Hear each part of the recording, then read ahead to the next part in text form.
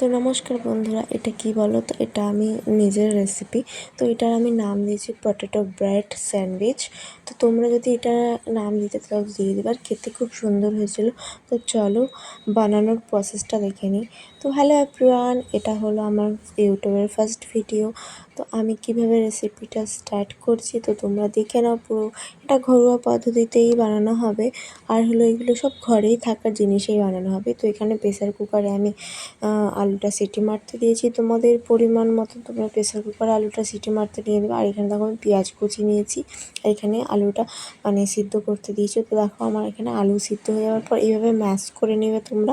আর কিছু মশলা লাগবে, যেমনি হলুদ গুঁড়ো, লঙ্কা গুঁড়ো, আর হলো জিরে গুঁড়ো, তারপরে হলো ম্যাগি মশলা, আর হলো একটু ব্ল্যাক পেপার আর কাশ্মীরি লঙ্কার গুঁড়ো লাগবে।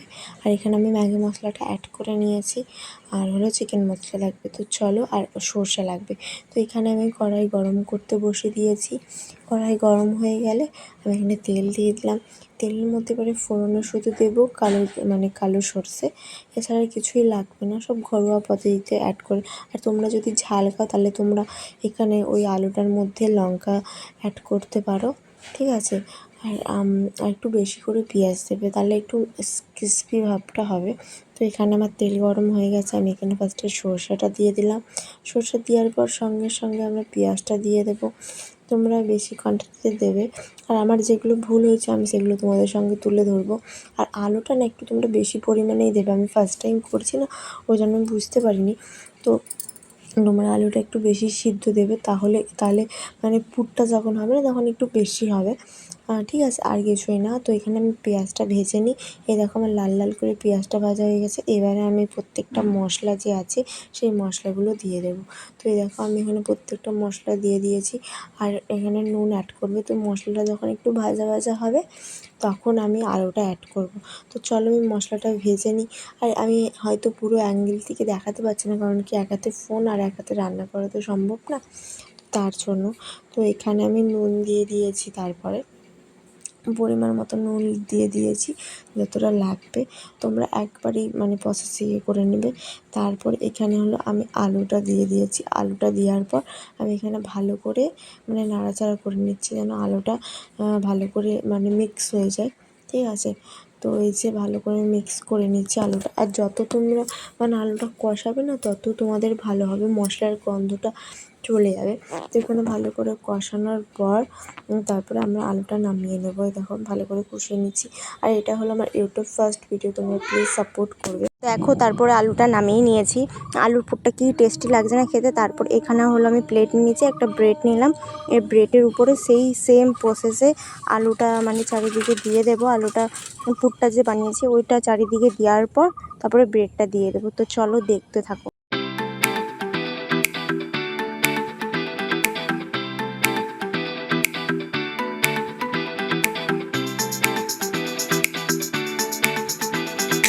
তো এখন তাওয়া গরম করে নিয়ে তারপরে তেল দিয়ে এটা একটু হাত দিয়ে প্রেস করার পর এইভাবে উঠিয়ে দিতে হবে, ঠিক আছে। তো উল্টিয়ে দেওয়ার পর আর তোমাদের যদি ননস্টিকের তাওয়া থাকে তাহলে তো খুবই ভালো কথা। আমাদের ননস্টিকের তাওয়া ছিল না, আমাদের এরকম তাওয়া ছিল, ওইটাতেই বানিয়ে দিলাম। তো এই দেখো একদিকটা এমনি করে হালকা হালকা করে এই পাট ওই পাট সেঁকে নিতে হবে। তো চলো আমি সেঁকে নিই, যেরকম রুটি সেঁকে সেমনিই সেঁকে ব্রেডগুলো সেঁকে, তো সেমনি।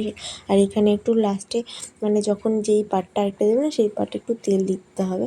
তো আমি প্রত্যেকটা রুটি সেঁকে নিই। তো তোমরা দেখতে থাকো পুরো ভিডিওটা স্কিপ না করে।